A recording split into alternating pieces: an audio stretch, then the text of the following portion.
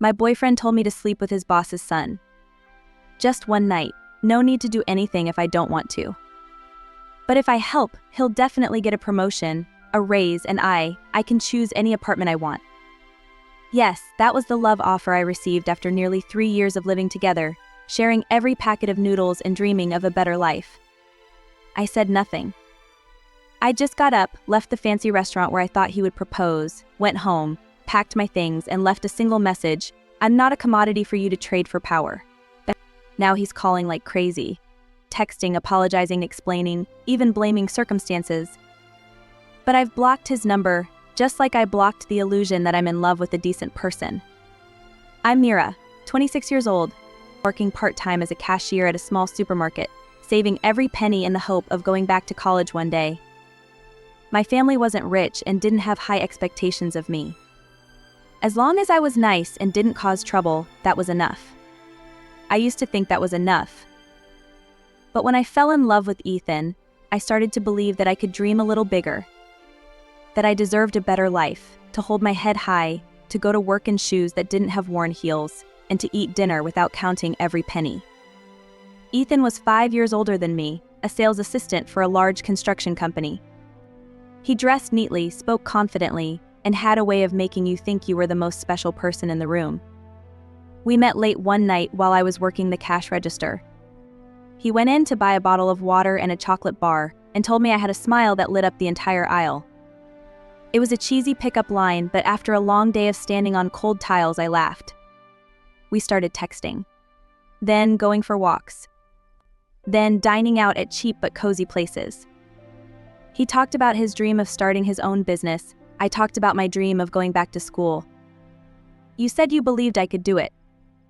And I believed that he was the one who would not abandon me halfway. We moved into a small apartment together with no washing machine, no balcony, paper-thin walls, and neighbors who liked karaoke at 10 a.m. But I was happy. Every morning I made coffee, he read the news. Every night I studied on my old phone, he did reports. We talked about the future together. A future with air conditioning, a dishwasher, and no longer afraid to check the account balance. I am not a money person, but I grew up with dinners without vegetables, shoes that lasted 2 rainy seasons, and times I had to lie that I was full to give my brother some food. I didn't need to be rich. I just wanted enough. And Ethan made me believe that enough was something we could achieve together. So I tried, worked overtime, cut back on spending, skip hanging out with friends, save little by little to build a future with him. He said he just needed a push, one moment of recognition, to change his career. I believed him. But the push he was talking about turned out to be pushing me into someone else's bed. One Saturday night, he invited me to a fancy restaurant we'd dreamed of eating at. I wore an old but still in good shape black dress, red lipstick, and told myself that tonight might be the day he proposed. I imagined him getting down on one knee.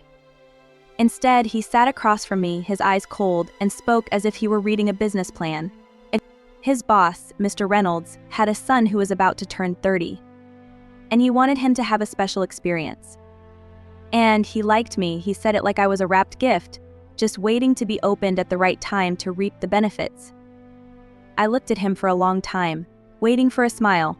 It's a joke. A sign that this wasn't real. But no, he looked at me very seriously, and even impatiently when I didn't respond. It's just one night, Mira. You don't have to do anything if you don't want to. But if you agree, then everything will change. We'll have enough money to move into a new apartment you like. I'll get a promotion. There'll be a bonus at the end of the year. I sounded like I was an extra in some dirty movie where the director forgot to write the respect part. I didn't cry. I didn't scream. I just stood up, grabbed my purse, turned, and walked out of the restaurant. Knowing in that moment that I had walked away from something even cheaper than my night job as a cashier, a relationship built on lies. I went home and packed my bags in silence. No tears, no sad music. I took my clothes, my books, and what little dignity I had left. I left everything else, even the illusion that Ethan was a good guy. The last text I sent him was the only one I didn't regret. I'm not a commodity. I turned off my phone and started over. No Ethan, no plans, no certainty. But for the first time in a long time, I felt alive. I don't think I'll ever forget the feeling I had when I walked into the restaurant that night. It was unlike any other place I'd ever been. Dim lights, white tablecloths, shiny wine glasses, and a menu without prices. My hands were shaking as I sat down. Ethan, on the other hand, looked like he belonged to your pressed shirt, shiny watch, slow movements, accustomed to luxury. I looked at him, hopeful. A new apartment, a better job, maybe a ring, or at least a sign that he was serious about our future together. I had been naive enough to think that the evening was about us. But it turned out that he was only talking about him. Before the main course was served, he put down his fork, looked at me seriously, and said, "Mira, I have the opportunity to be promoted to senior assistant." I smiled, a real smile. Finally, what he had been waiting for. But he didn't stop. There's just one condition. I tilted my head, a little confused. My boss, Mr. Reynolds, wants his son to have a special experience before his 30th birthday. And he likes you. My heart dropped to the floor. What do you mean? I asked, even though I already knew. Ethan didn't beat around the bush, didn't duck. He looked straight at me, speaking as if he were presenting a business plan. It's just one night, Mira. You don't have to do anything if you don't want to. But if you stay at the hotel with him, I'll definitely get a promotion. A raise. A bonus. And we'll have enough to move into the apartment you like. He said we, but his eyes were all you. There was no hesitation, no shame. Like I was just a piece that could be placed on the table and moved if it suited me. I sat there, speechless. My mind was a jumble of words. I tried to come up with an excuse for him. Maybe this was a joke, maybe he was testing my reaction, or this was a difficult situation that he didn't know how to handle. But the more I looked into his eyes, the more I knew. He was serious. I don't remember how long I sat there. But I do remember the cold feeling of the leather chair under my back, my hands clenched so tightly that my nails dug into my skin. I didn't cry, I didn't scream. I just stood up, slowly, quietly. Ethan called to me softly. As if he still believed I would sit down, listen to his explanation, compromise, or at least reconsider. But I didn't look back. I left the restaurant straight into the night, with 2 empty hands and heart just thrown to the ground. I don't know how far I walked, but I know that I can't go back. Not to the apartment where we used to cuddle up and watch movies. Not to the evenings we cooked together and talked about the future. Because everything is broken. And this time, there's no one to pick up the pieces but me. I don't look back. I don't care if Ethan runs after me, calls my name, offers some belated apology. All I know is that if I stay another second, I'll start to doubt myself. And I can't let that happen. I walk home under the cold streetlights, my steps controlling my numb body. When I opened the apartment door, the familiar space suddenly became strangely strange, the kitchen where we used to cook instant noodles on nights when we had no money, the worn chair where I used to study on my old phone, the thin blanket we used to fight over every winter, all of it seemed to tell a story that I no longer wanted to be the main character in. I didn't cry. I didn't scream. I just opened the closet, took out the small suitcase from under the bed, and started packing as if I were moving on a trip, not leaving behind 3 years of my youth. I took only what was mine, the clothes I bought myself, the books I saved up for sale, a few small things that meant something to me, and left the rest as is. I didn't want to carry any memories tainted by that betrayal. When I was done, I sat down on the couch, opened my phone, and wrote one last text to Ethan. No long words, no bitterness, no whining. Just one sentence: I am not a commodity for you to trade for power. Then I pressed send, blocked his number, turned off the phone, and stood up. I didn't look back at the room one last time, didn't say goodbye to the place I used to call home. Because for me, home can't be a place where people are willing to put you on the scale for personal gain. I dragged my suitcase down 3 flights of stairs, each step heavy as if each step represented a year I had just wasted. As the front door closed behind me, I took a deep breath, not because I was relieved, but because I knew that from now on I would have to breathe for myself, live for myself, with no one standing by to say everything will be okay. I took a cab to my best friend's house, texted her, I need to sleep over for a few nights, I'm leaving Ethan, and a few minutes later she texted back, coming. I'm open. No questions, no demands, just open. As I walked into her little room, for the first time in weeks, I felt like I had a place to exist, a place where no one was asking me to trade. No one was looking at me as a means to an end. That night, I lay on my old sofa, staring at the unfamiliar ceiling, and finally allowed myself to breathe like a free person. No strings attached. No strings attached. No need to ask anyone for permission to keep my dignity. I had no idea what tomorrow would bring, no plans beyond surviving each morning. But I knew I wouldn't go back. Not for an apology, not for fake tears, and certainly not for fear of being alone. Because there is a loneliness worse than being alone, when you sleep next to someone and feel like you don't deserve to be respected. And I would rather sleep alone on an old couch than live next to someone who thinks love can be valued at a hotel night. I started over with a small suitcase, my last $200 in the bank, and a bruised but not dead faith. Staying at a friend's house seemed easy, but I knew I couldn't rely on anyone any longer than necessary. I slept on the small sofa in the living room, using old towels as blankets, and set my alarm for 4 a.m. every day so as not to disturb anyone. It was strange at first, waking up in a strange apartment, no more Ethan's dripping coffee, no more morning newspaper readings, no one asking what time my shift was. But after a few days, I realized it was the silence that made me breathe. No more eyes watching, no more empty promises. No one controlling my dreams but myself. I took a night job delivering food for a 24-hour fast food restaurant. Driving an old car borrowed from my friend's sister, I roamed the streets, delivering hot orders to people who would never look me in the eye. The cold wind blew in my face in the middle of the night. My hands were numb from driving for so long. There were times when I had to stop the car on the side of the road, and on days, leaning on the steering wheel just to catch my breath. But strangely, I never felt like that. No pretense of happiness. No attempt to act like I was okay. Just me, this job, and the fact that I was standing on my own 2 feet. I still kept my day job as a cashier when I had a shift, slept a few hours every morning, and then got up to study. I re-enrolled in a community school with the lowest tuition possible, and sat listening to lectures on old Bluetooth headphones while folding paper bags for customers. One day I fell asleep in the break room, my head leaning against the vending machine, vaguely feeling like I was running away from an old dream. But I never thought of giving up.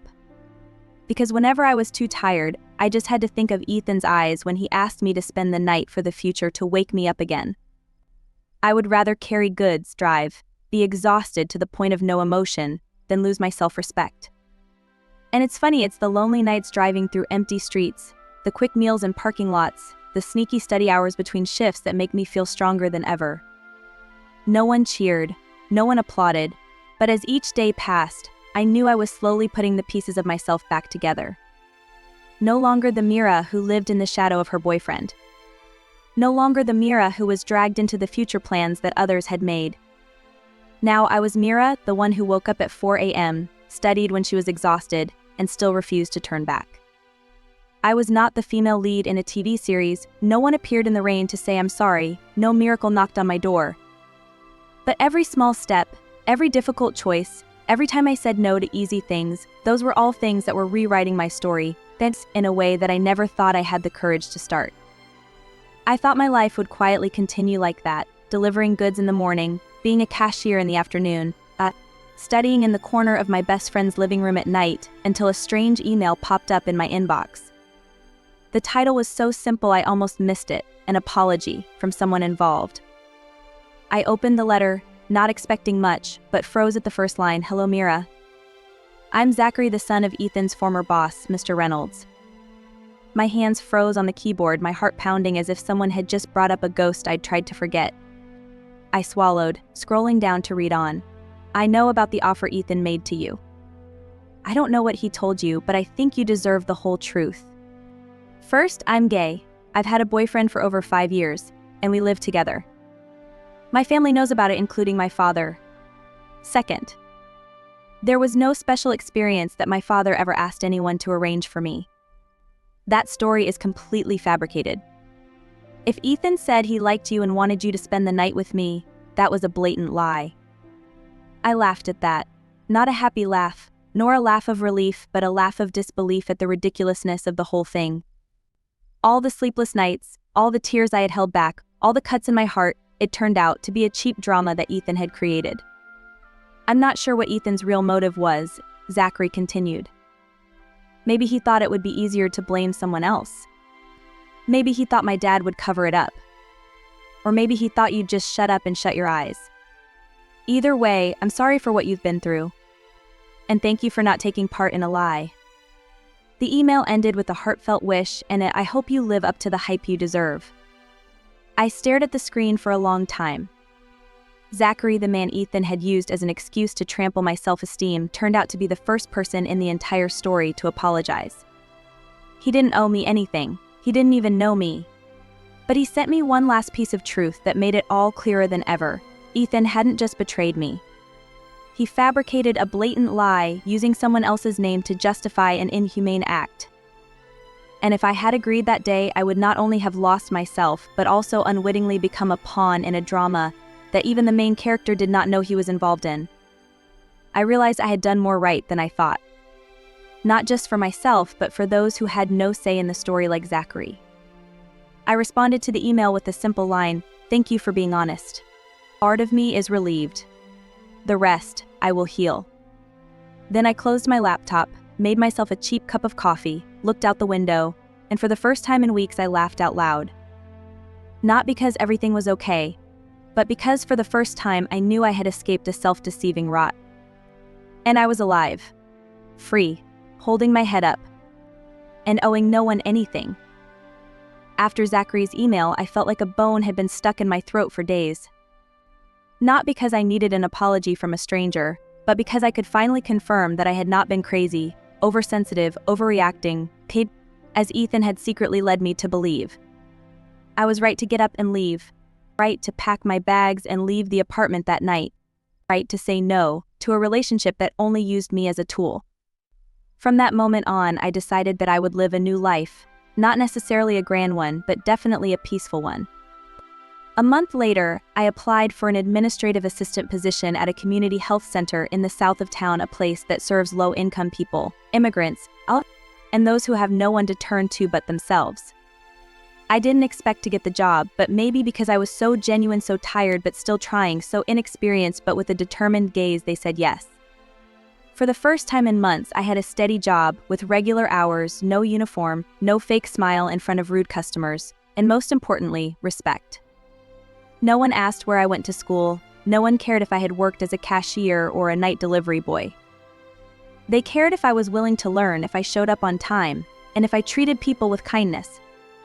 I did the little things, scheduled appointments, prepared the exam room, printed health education materials, but I had never felt more useful in a job.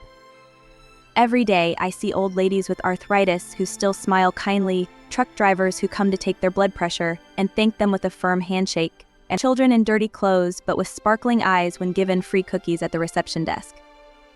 I am no longer the Mira of the days when I rushed between shifts, ate dry bread in the cramped break room, and taped my torn shoes. Now, I am Mira wearing a clean shirt, wearing a name tag, walking into a place where everyone knows my face and greets me by my real name. No one there knows that my boyfriend once turned me into a promotion condition, nor does he need to know. I no longer let the past define me. I live simply, go to work in the morning, study in the afternoon, cook with my best friend in the evening, or watch old movies alone.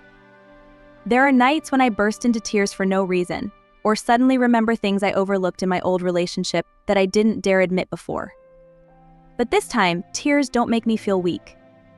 They make me feel like I'm healing, little by little, every day.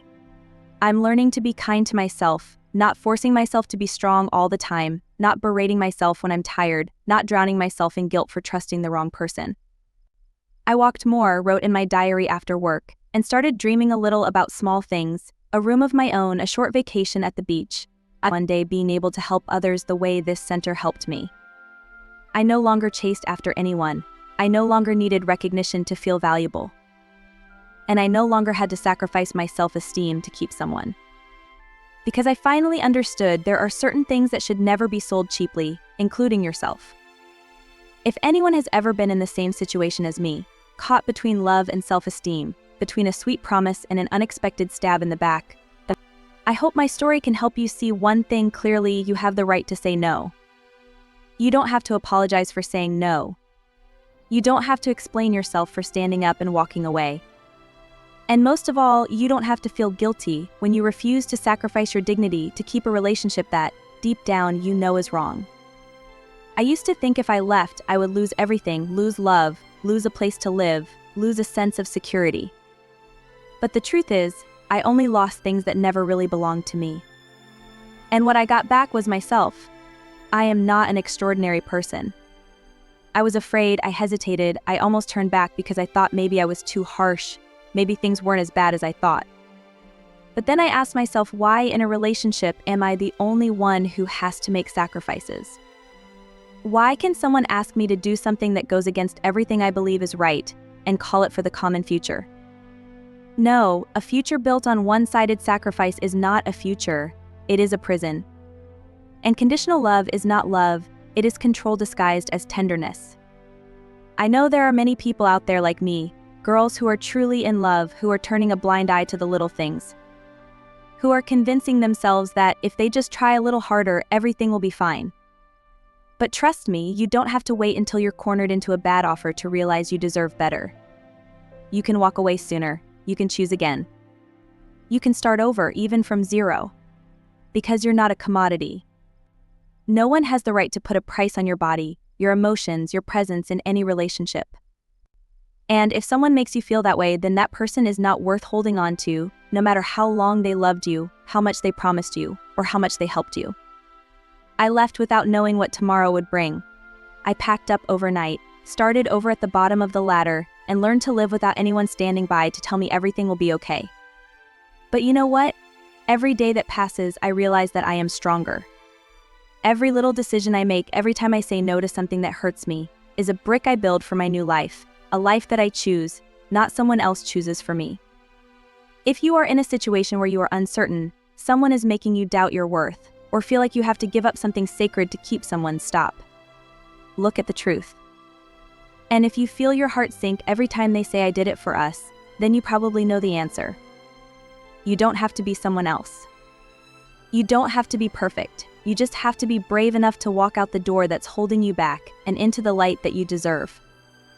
I don't tell this story to rekindle pain or to get anyone's pity. I tell it because I believe somewhere out there someone is wavering between staying and leaving, and I just want you to know, you can leave. And when you do, you don't leave empty-handed. And you take with you dignity, truth, and a chance to start over, this time for yourself.